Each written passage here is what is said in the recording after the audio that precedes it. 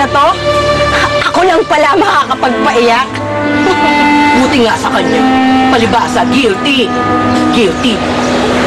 Ate-ate ang suwan nila. Manamahal na sa nanay. Lain. Nititik, bumising ka na. Bumangon ka na.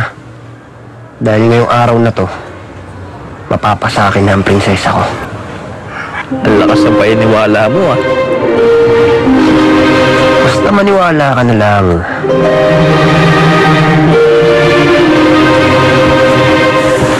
Di ko alam kung anong paliwanag gagawin ko kay Juanita eh.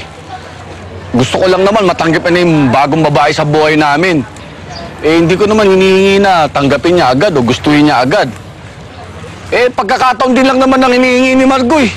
Pare, nakakalakihan na niya kasi si Belen.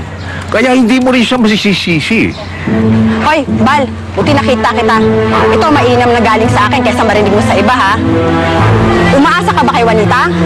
Aba, naririnig ko nababalik daw ang nanay niya. Kung ako sa'yo, huwag ka na umasa. Oo nga, Mama. Magpakialam niyo sa pamilya namin. Lagi na lang kayo may puna. Eh, bakit? Iyon naman ang totoo, ha? Baka naman hindi mo lang matanggap ang katotohanan, di ba? Sona, bawiin mo yung sinasabi mo. Oo. Halika na! Huwag mo mag-away-away ang tatay ni Juanita. Tama! Dahil parang inaway mo na rin ang chika babes namin. Oh, ang tagay na to. Para sa mga babaeng makikinis. Gaya ni Juanita, balat pa lang, ulam na. Sayang lang, paniguradong jackpot si Joaquin. Pati ang mga lalaki nagtaan kay Juanita. Pare, tagal. Bastos pala ang bunganga nito mga to eh. Ba't di ako kalapin niyo? Ha? Pare, Wala pala ito eh. Lalo na si Boy. Nagmana yata sa kanya yung anak niyang bakla. Ikaw! Ha? Sino ba ka?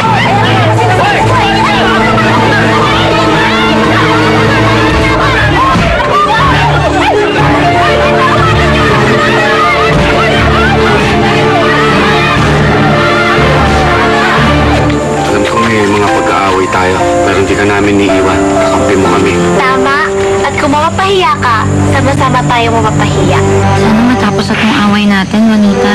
Gusto ko rin naman maka-experience ng isang kumpletong pamilya.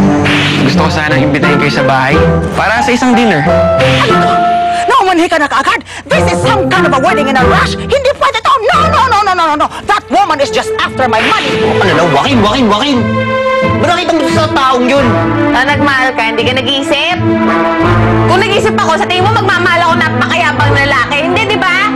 Kaya pa nagmahal ka, hindi mo ginag-isip mo. Dapat ako ang piliin niya. Hindi yung hambog na yun. Sasaktan lang ni Juanita ang anak ko. Kaya sa pwede magsama.